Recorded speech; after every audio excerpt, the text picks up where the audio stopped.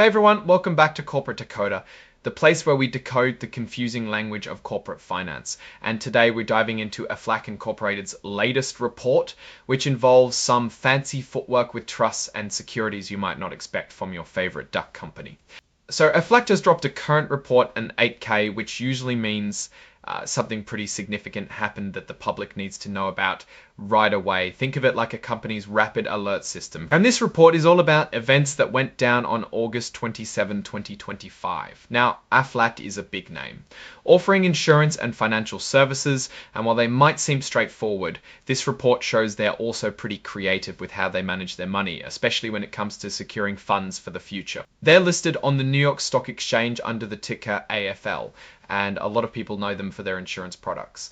But this filing isn't about new policies. It's about a new financial arrangement, a bit like a sophisticated loan, but with a twist. They've essentially set up or interacted with two trusts, one called the 2013 Doll for 25 Trust, and another called the 2001 called the 25 Trust, and another called the two trusts, one called the 2035 Trust, and another called the 2055 Trust, and another called the 2055 Trust, and another called the 2055 Trust, and another called the 2055 Trust, and another called the 2055 Trust, and another called the 2055 Trust, and another called the 2055 Trust. These trusts are special entities that were created to help AFLAC get money now, with the idea that they'll use that money to buy certain types of bonds those trusts issue later.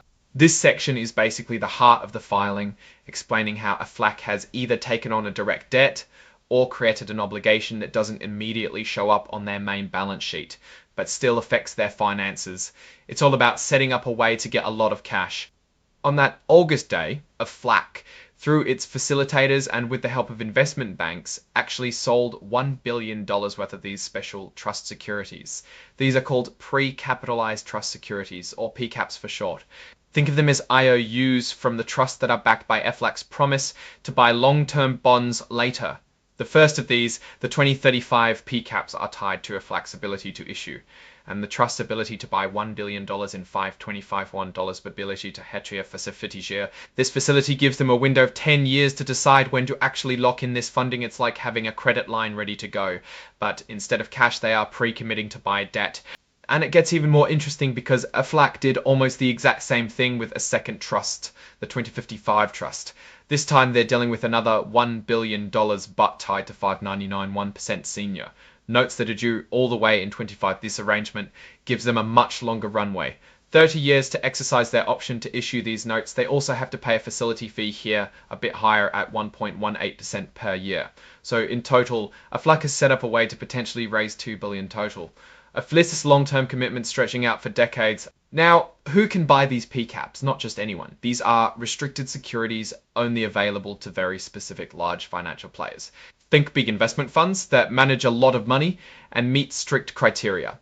This is because the sale was done as a private placement under Rule 44A of the Securities Act. Basically, they bypassed the usual public offering process and went straight to a select group of sophisticated investors. So these aren't securities you'd find on a regular stock exchange, but rather for these specialized buyers. The trusts themselves took the money from selling these PCAPs and invested it in really safe US Treasury securities, which are called eligible assets. This is to make sure there's collateral for the trust.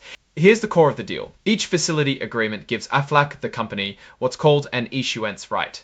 This is the company's power to tell the trust, hey, I want to issue my senior notes now. They can do this multiple times up to the maximum amount they agreed on, and AFLAC agrees to pay the trust a fee twice a year. This fee is a percentage of the money they haven't yet borrowed through this arrangement. It's a way of paying for the option to borrow later. They can even transfer this issuance right, to another company that's part of AFLAC, or someone they owe a debt to. Now, there are conditions that can force AFLAC to go through with buying these senior notes, even if they didn't plan to. If they miss paying the facility fee or other required payments to the trust, and don't fix it within 30 days, the deal can automatically trigger. Also, if AFLAC runs into serious financial trouble like bankruptcy, that can also force the issue. This means the company has to be really careful about its payments and financial health to avoid being forced into this borrowing. There are also other conditions that could force AFLAC to use this borrowing power. For instance, if their net worth, excluding certain accounting items, drops below $10 billion, they might be forced to exercise the right. Or if they are close to defaulting on the very bonds they might issue, they'd have to go through with it. And there are also rules tied to the trusts themselves. If the trusts are at risk of being classified as investment companies under federal law, and AFLAC can't fix that situation quickly, they'll be compelled to exercise the borrowing rights tied to those trusts. AFLAC also has the flexibility to redeem or pay back these senior notes early if they choose. Instead of issuing the actual notes to the trust, AFLAC could, in some cases, just pay the trust cash. This cash would be used by the trust to then buy back those PCAPs from the investors. The price for this redemption will be at least the face value of the notes plus any interest that's built up but not yet paid. The trust in turn uses this cash to redeem the PCAPs. So the PCAPs will eventually be paid back either when they're due or if AFLAC pays back the senior notes early. Once all the PCAPs are redeemed, the trust that issued them will essentially shut down.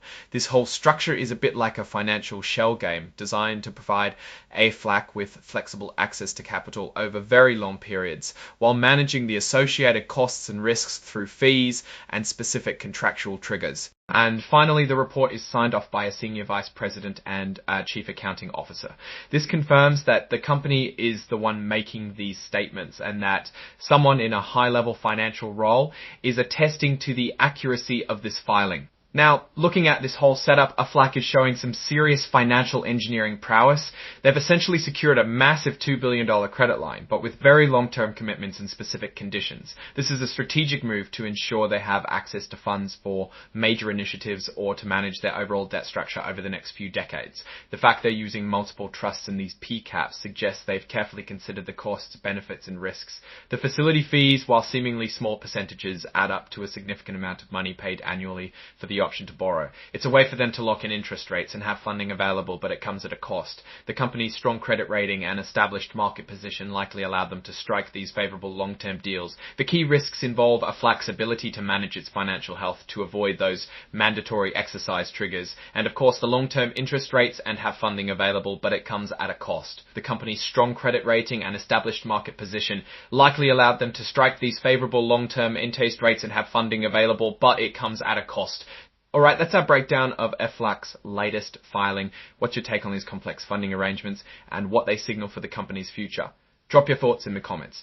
If this analysis was valuable, hitting that like button really helps, and subscribe for more deep dives. Don't forget to check out the Discord in the description. Thanks for watching. See you next time.